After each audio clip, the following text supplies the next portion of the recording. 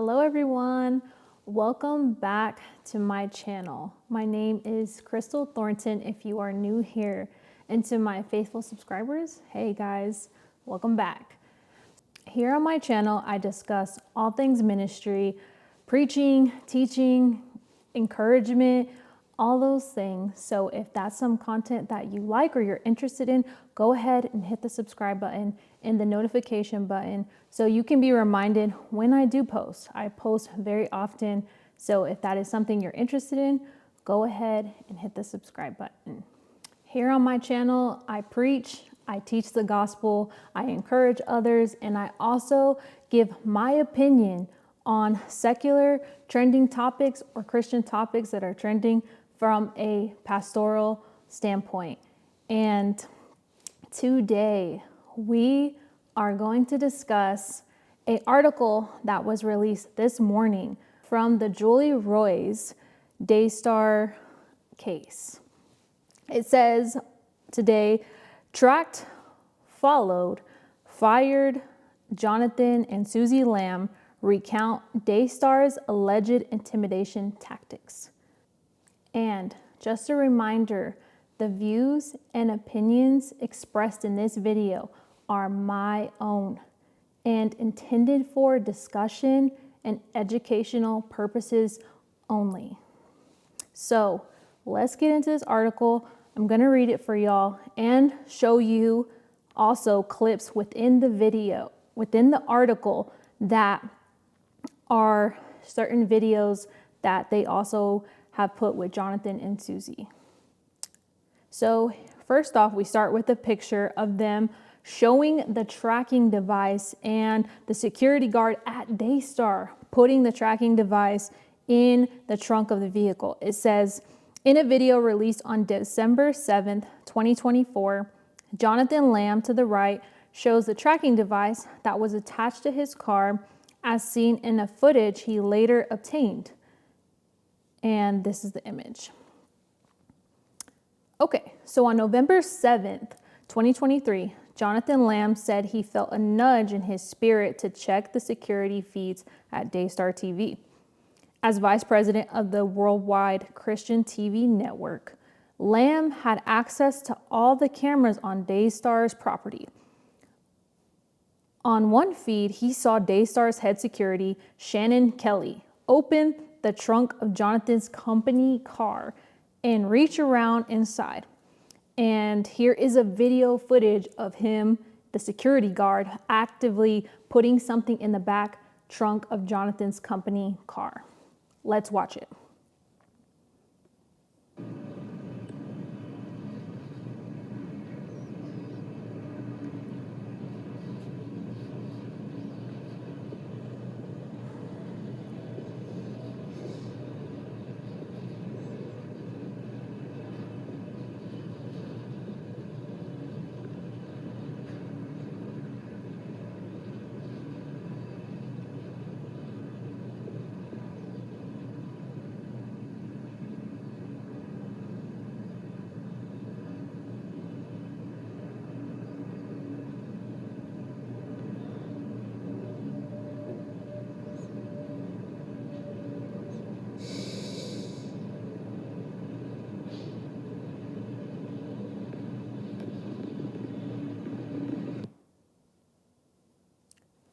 So you can clearly see that something is happening. It definitely looks like he is putting something in the back of the trunk.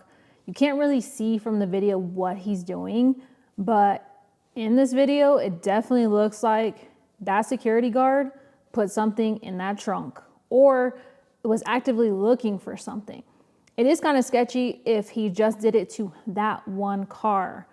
Why that one car? And if that was Jonathan's car, why did he feel the need to look in the car, put something in the car, something behind that for sure.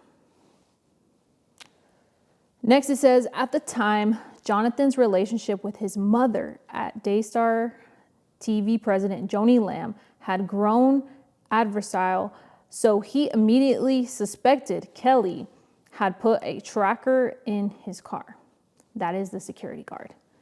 Jonathan told the Roy's report he called and confronted Kelly, who denied the notion.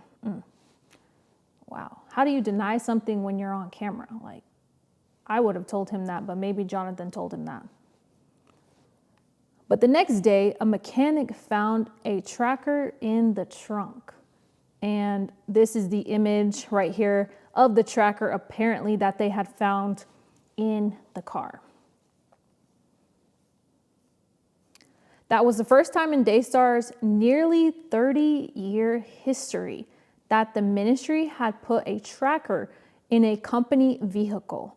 Jonathan told TRR, but in the beginning, July 2023, when Jonathan and his wife Susie refused to read a viewer's comment praising Joni's marriage to Doug Wise. The couple became targets of Joni's bullying, intimidation, and spying, they say. So I want to comment here on this, the tracker part, that it said that Daystar, nearly 30 years history, that the ministry had put a tracker in the company's vehicle. Joni had an interview with Marcus Rogers, also a famous YouTuber, where she says, and Marcus asked her in the interview about the tracker. And she says that they have always had trackers on the Daystar vehicles, even prior to when Marcus Lamb was living. Now, the article still says more, so let's see. After he found out the tracker, Jonathan and Joni's assistant called him and claimed Daystar had put trackers in all the company's vehicles shortly after the death of Jonathan's father, Daystar's co-founder, Marcus Lamb, in November 2021. But Shannon Kelly's expense report, which Jonathan shared with TRR, shows trackers were purchased almost 2 years after that in October 2023. So it seems to be a very controversial and contradictory testimony here. Joni is saying and told Marcus Rogers that they've always had trackers on company vehicles at Daystar, when the expense report and this article states that they have not had trackers for 30 years on vehicles. Something isn't adding up. Something isn't aligning. The math isn't mathing. Someone isn't telling the truth. So were the trackers always there, or did they just get there? TRR reached out to Daystar twice, asking when the ministry put the tracker in Jonathan's car and why, but Daystar did not respond. On November 16th, 2023, Daystar demanded that Jonathan sign an NDA or be stripped of his role at Daystar executive and board member. Several months later, Daystar demoted Jonathan and reduced his salary 40%. It's a big cut. The ministry also fired both of Susie's parents, who were also Daystar employees. I did not know that. I honestly found that out, I believe, with the interview she did with Marcus, that she said that Susie's dad was over the prayer team department. Then at 5:38 p.m. on September 6, 2024, Jonathan and Susie discovered that they were being followed by a private investigator. The couple released a video on TRR showing a purple car following the couple as they drove with their children on local streets. It's very cringy. Let's watch this video. I watched it. It was very cringy, scary, all the things. You wonder who this person is following you. So let's watch this video. So that car's been following us for a while, guys. I can't see the license plate, if anyone. I'm just gonna send it to Katie and Kenyon and Ash. I'll look for the license. Can you all read the license plate number, guys? Jonathan's about to pull into a gas station and confront him. It's TMM2176. Okay. Got that? Okay, let's see. Wow. How scary is that? Like, literally, some car is following you, and it's not even inconspicuous. It's a purple, looks like Challenger, and it's just so bold and blunt. Like, you would notice that car following you. It's purple. Like, who wouldn't notice that car? I could understand if it was a black car, maybe even a white car, but it's full-blown purple, loud car. And sure enough, they pull up next to the investigator and ask him who he is in this next clip following. It says, Jonathan also gave TRR video of him confronting the man driving the purple car at 6:27 p.m. on September 9th, 2024. On the video, Jonathan asked the man, who is he? And he responds, an investigator. The man also says he cannot disclose who hired him. See, now that's where he went wrong. Like, if he didn't want people to know who he was, he shouldn't have even said he was an investigator. Like, the man, who is this man? Who hired him? Like, get you a new investigator.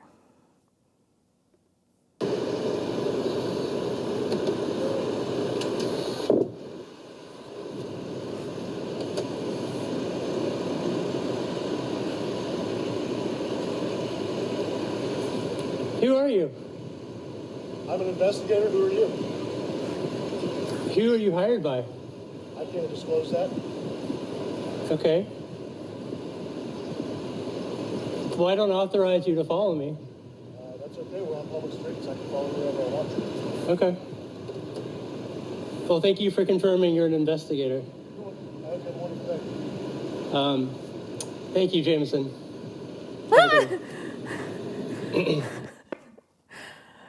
I'm sorry, y'all. That was hilarious to me. A few things there that, you know, kudos to Jonathan for even pulling up to the guy. Who knows who he could have been.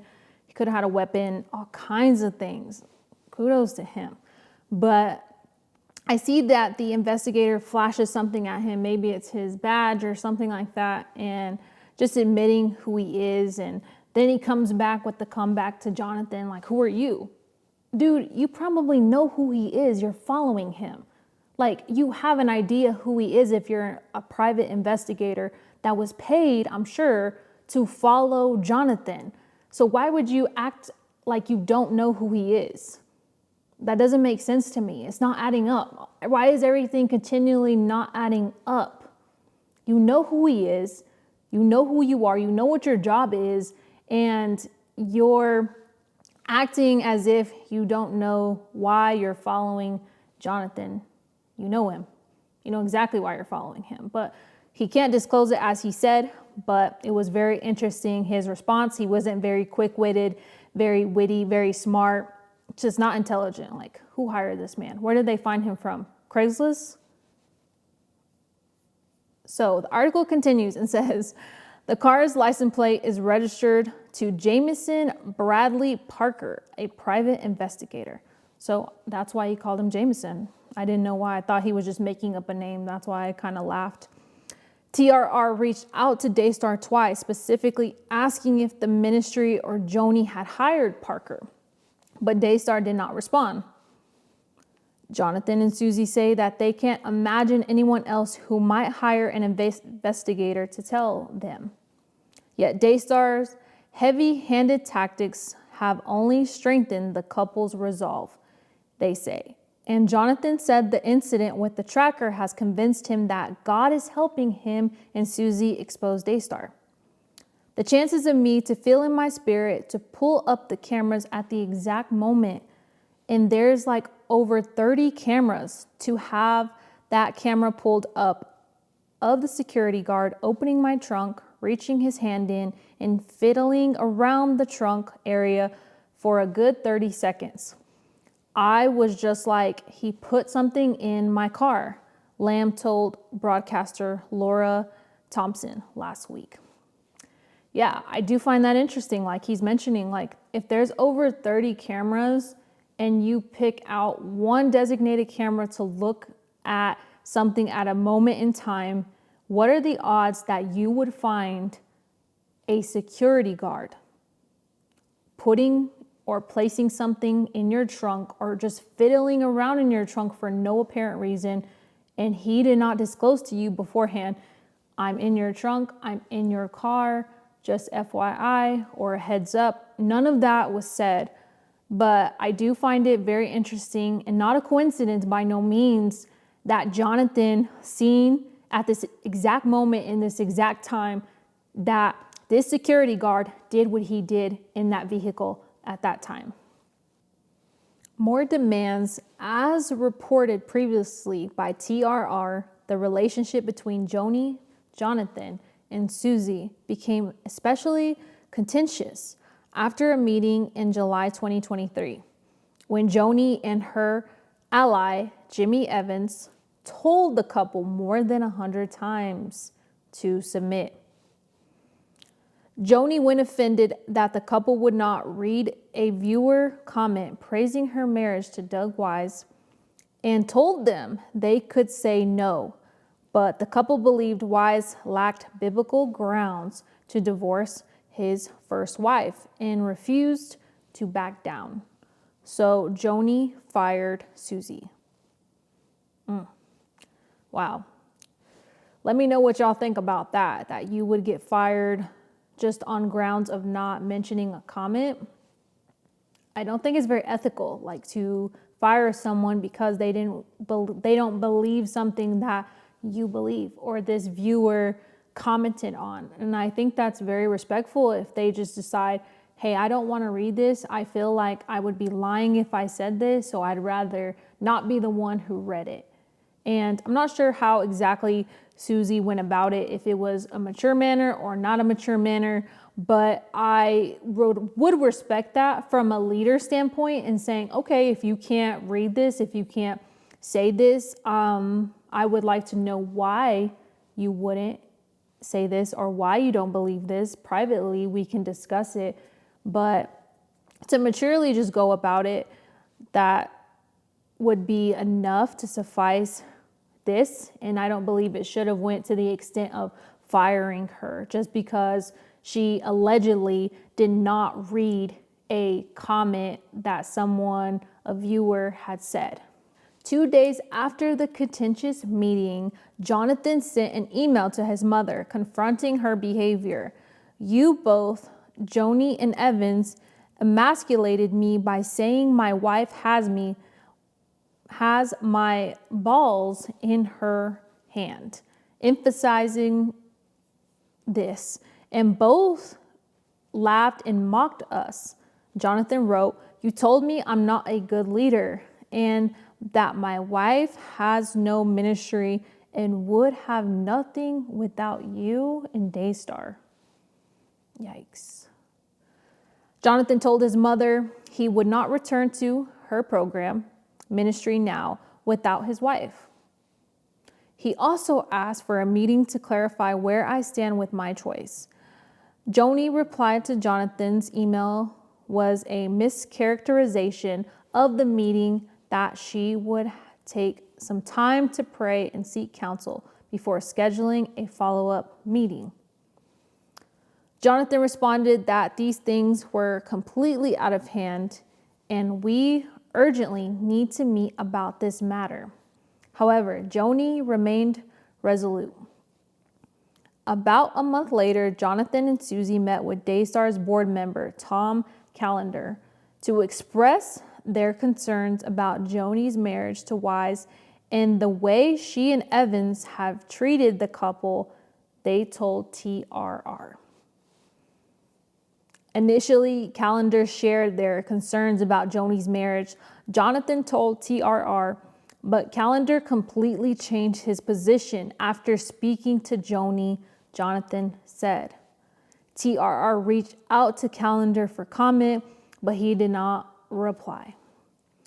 Jonathan, Joni, and Callender met several times over the next month without resolving the impasse. Meanwhile, Daystar's viewers were asking why Jonathan and Susie were no longer on TV. I asked the same question. I did notice that they were not on the show, even in clips like on social media. On September 20th, 2023, Jonathan and Susie confirmed on social media that they were not leaving Daystar, but also said they don't have a timeline for when they would be back on air. A few comments on this. I find it interesting that Jimmy Evans has not made a comment about what has been said at Daystar, the recordings, nothing like that. He's been very MIA. And I am very surprised that his team hasn't made a statement. He hasn't made a public statement, anything like that. So I do wonder where he stands, what he's saying, what he's doing, all those things. So let me know what you think about Jimmy Evans not having a response in this time. But here is the Instagram screenshot of what Jonathan said. It says, "My wife and I have received a huge number of messages asking if we are leaving Daystar. The answer is clear and definite. No, we are absolutely not leaving Daystar. I serve as the vice president and I'm in the office daily. As for returning to television, we don't have a timeline or of when that will be. Since I was a young boy, I have always known my calling was at Daystar to serve God in my father's legacy. I will never walk away from it. I stand faithfully where God has me and keeps me. Susie and I are grateful for your prayers, love, and concerns. We love you all." This was posted on September 20th, 2023. I did see this and I remember thinking that just didn't sit right with me. I didn't know exactly what was happening to them, but I felt like something was off. They weren't on the show. And I remember a comment saying that they had to pretend that they were on a sabbatical and pretty much lying to the world that they were on a sabbatical, which they were not on. They permanently were leaving and in the transition of leaving, but had to say publicly, Jonathan said that Joni told him to say he was on a sabbatical. 8 days later, Daystar gave Jonathan and Joni's 13 requirements for them to return to the on-air roles. This included keeping their opinions about Joni's marriage and Jimmy Evans to themselves. The list required the couple to get approval from Joni, Calendar, and Daystar's CFO before posting on social media about Daystar. Joni's also demanded that the couple destroy all recordings of meetings with Jimmy Evans and Joni as well as any recordings of private comments Joni shared with Susie about sex and marriage involving Doug. In return, Joni stated that she would not require the couple to endorse her marriage. The couple would also be allowed to return to ministry now. In an October 3rd reply, Jonathan called the demands overreaching and missing essential terms. Jonathan then asked that Susie be reinstated, calling Joni's abrupt firing of her petty, harmful, and disappointing. I don't think he's lying there. He also asked for a contract that clearly spelled out my future role as president of Daystar, within limits on Joni's ability to fire him without cause. In return, Jonathan wrote that he and Susie would not publish audio that could be harmful or embarrassing to Daystar, Joni, or our family. He also stated that Susie did not have recordings of private conversations with Joni. The matter was tabled until the board meeting the next month, but in the meantime, two upsetting events happened. One, Jonathan found the tracker in his company car. And two, Jonathan said his friend, a local businessman, told him that Joni had disparaged Susie's repeatedly during a lunch with him. TRR spoke with a friend who wished to remain anonymous, and he confirmed Jonathan's account. He said that during the 2 lunch hours, Joni told him that Susie has a Jezebel spirit and has Jonathan by the BALLS. Ooh, she loves saying that phrase, definitely. But sometimes I think it takes a certain person to know and call out what a certain person is. Like if that's something you've dealt with, you typically know that spirit and you call it out yourself. So as the saying goes, sometimes takes one to know one. The businessman said that Joni also spent about 30 minutes making it clear that she and Wise had not connected before Marcus's untimely death. The whole purpose of the lunch was to flush me out and see what I knew and to see if I could be an ally to get Jonathan in line. The man told TRR. The man said he did not cooperate. Before these two events, Jonathan said he felt he and Susie were making progress with his mother, but these set the stage for a contentious board meeting. Wow, it really seems like she is trying to get a lot of people on her side when the truth is the truth and everything will settle, the dust will settle, and people will really begin to see your fruit. If your truth in your side is true and holds true, you don't have to bring people on your side and actively force them to be your ally. That they will just see your character, your fruit, and what you stand for. And just seems as if Joni is playing sides when it comes to the truth. Sign NDA or else. On November 16th, the famous NDA that has been circulating, Daystar's board, Joni, Jonathan, and Calendar met to discuss the issues between Jonathan and Joni. CFO Arnold Torres was there too and was voted onto the board during the meeting. Calendar firmly rejected Jonathan's earlier request for a contract. Calendar also stated that he had not signed a previous succession plan naming Jonathan as Joni's successor as president. So that not in effect at all. For the rest of the meeting, with Jonathan recorded and gave TRR, Calendar, Joni, and Torres tried to compel Jonathan to sign a non-disclosure agreement, which is a non-NDA. When Jonathan refused, they excused him from the meeting for about 45 minutes. Oof. These are the pictures of everyone that was at the meeting: Arnold Torres, Joni Lamb, Tom Calendar, and Jonathan Lamb. By the time the board called Jonathan back into the meeting, Daystar's attorney, John Lynch, had joined. For nearly 2 hours, the board and Lynch badgered Jonathan to sign the NDA. If you do not do that, sign the NDA, then you are removing yourself from the board and removing yourself from your vice president position, Calendar states empathetically on the recording. Lynch adds, but the real issue is here. Everything you've said in this room is insubordination. This is an independent ground for you to be fired from your employment. Jonathan objects, but all I've said is I won't sign an NDA.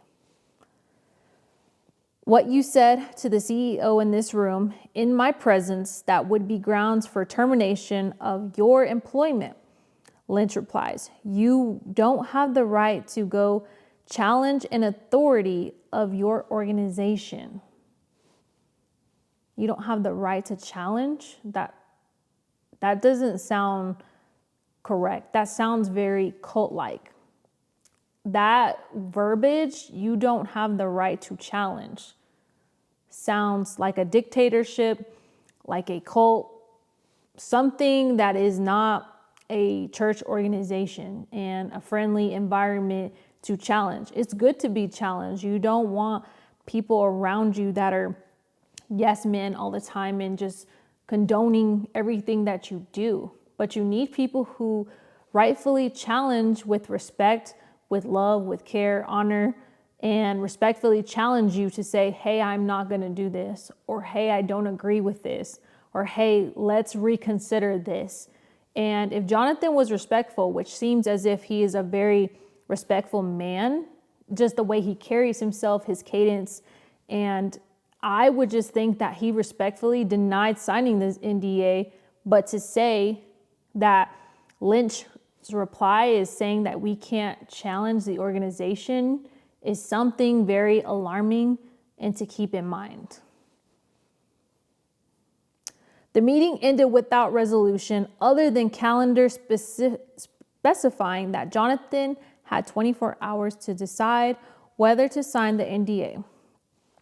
Jonathan never signed the NDA, but the board took several months before stripping him of his board and executive status, likely because it was revising Daystar's bylaws and covering its legal basis before doing so, Jonathan said.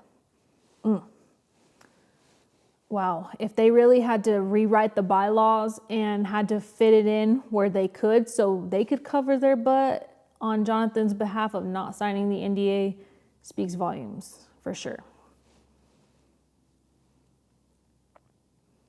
Jonathan learns truth about the investigation. 2 days after the board meeting, Jonathan and Susie received news that shocked them and deepened the family rift.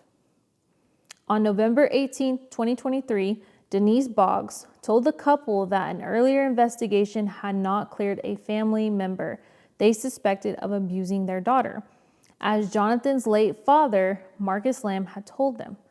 This is a picture of Pastor Denise Boggs. She says, as TRR reported, Boggs, a close friend of the Lambs, brought in a forensic counselor to conduct the investigation in August 2021. But before the counselor could interview the suspected family member properly, Marcus and Joni shut down the investigation, Boggs said. Jonathan said that the news that his own father and mother had lied to him was devastating. And from that point, Jonathan and Susie said their battle with Daystar became more about justice for their daughter than saving their jobs. Good for them. As previously reported, the couple subsequently took their daughter to a counselor who reported the alleged abuse to Child Protective Services. Then contacted police. CPS then contacted police who reopened their investigation into the alleged abuse. On November 30th, 2023, Daystar told Susie's mother that the ministry had eliminated her position. Wow. Effective immediately, according to Jonathan, Daystar reassigned Susie's father to be a purchasing assistant shortly before Christmas, reducing his salary by $20,000. He was fired from his new role mid-April. Wow. I definitely feel like they were not properly let go of, and in legal reasoning of why they were let go of from their jobs. Daystar notified Susie on January 30th, 2024, that her previous full-time salary would be reduced to a $1,000 a month retainer. Wow. They're cutting everyone's salary here for sure. On April 4th, Torres and Jonathan, he had been removed from the board and demoted to a manager job, reducing his salary from $250,000 to $150,000. Daystar also put Jonathan on a performance improvement plan, which keeps circulating as well, and took away his company car and other perks. Wow. For much of the summer, the couple fled Texas with their children, feeling like they weren't safe in their own home. In late August, Jonathan and Susie returned home and decided to interview with TRR, providing hours of audio and rim of documentation concerning Daystar. However, it wasn't until Friday, November 15th, that TRR reached out to Joni for comment about the allegations against her. The next day, Shannon showed up at Jonathan and Susie's house, carrying a weapon and wearing a bulletproof vest. It was the same Daystar security chief that Jonathan believes planted a tracker in his car. This time, though, Kelly was there to deliver a letter telling Jonathan he was fired and no longer would have access to his email or Daystar's property and facility. Ooh, this is a lot. I know that initially Jonathan and Susie wanted the article to post sooner and Julie Roy's to come out and all this be exposed sooner. They wanted it actually to be exposed, they said, in August of this year.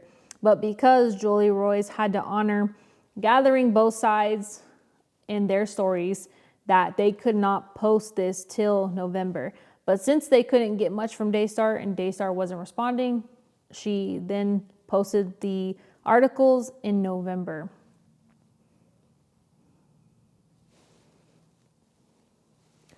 Here they have a video of the security guard delivering the letter. Let's watch this little clip real quick.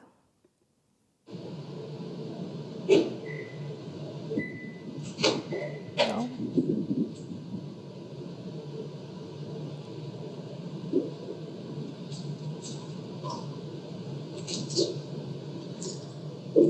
Places the letter on the door.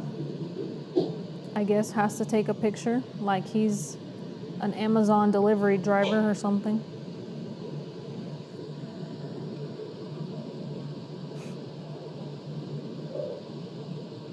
I feel like he takes multiple pictures of doing this.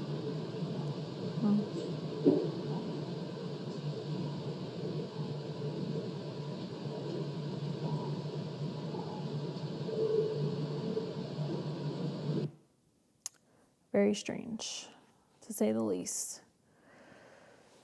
Wow. So next it says, through November 15th was the deadline for Jonathan to respond to the performance improvement plan Daystar had given him. Jonathan and Daystar had never fired someone on a Saturday. If the decision to terminate was made on Friday, the ministry would have waited until at least Monday to deliver the news, he said. Like the other tactics Daystar allegedly used against the couple, Jonathan said he believes that the intent was to scare and intimidate, but he said he's not backing down, and neither is Susie. My hope and trust is that justice is from the Lord, Psalm 37.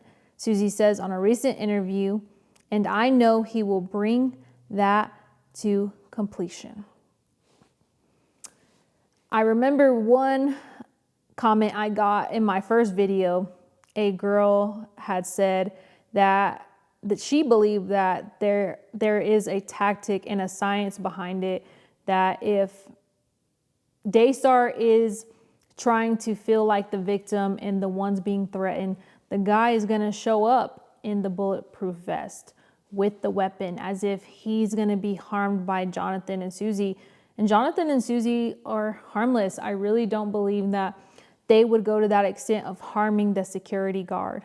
And they would just be very cordial about it, mature, take the letter, or if they don't want to respond or open the door, that's fine. But I do find it interesting how he shows up in a bulletproof vest with a weapon, all these things to take the attention off of Daystar and put it onto Jonathan and Susie like they are the predators and they're the bad guys and they're the narcissists or whatever. And I really just find it interesting and a way of turning things around and trying to flip the script on them for sure. But overall, very interesting how he dropped off the letter, why he did it that way, why Daystar decided to do it that way and things like that. It just seems very immature, doesn't seem professional, doesn't seem like that's the way they should have went about it. And if that was the proper and best way they could have gone about it, y'all let me know. But these are all the opinions and everything that has allegedly happened from the Julie Roy's report. Let me know what y'all think about this article that released. What do you think about the tracker? What do you think about the statements that Joni has made and other statements that have not yet been made by people like Jimmy Evans or claims that have been said about other people? And just how Jonathan and Susie are even responding to the matter. Let me know your thoughts on this particular article and I will comment my opinions, my views on it. But if you stayed this far, thank you for watching, for coming, for listening. I do pray and hope that the lambs all get justice. We are praying for all of them, not just Susie and Jonathan, but also Joni. I do pray for her in this time that she heals, she gets revelation from God, and that she just gets healing in ways that she needs to. All of them need to. Reconciliation, healing for the child, and all that she's been through, and things like that. So just keep them in prayer, keep them in your hearts, and actively expose darkness. We are not to just keep silent, but we're here to use our voice as Christians, as believers, and if we have a platform, to expose the ways of darkness. So if you have not subscribed and you enjoy my content, hit the subscribe button and also the notification bell where you will get notifications of when I post. I post very often, very frequently. So if this is something that you like and you want to hear more or see more, hit the subscribe button. But until next time, guys, I will see y'all later. Bye.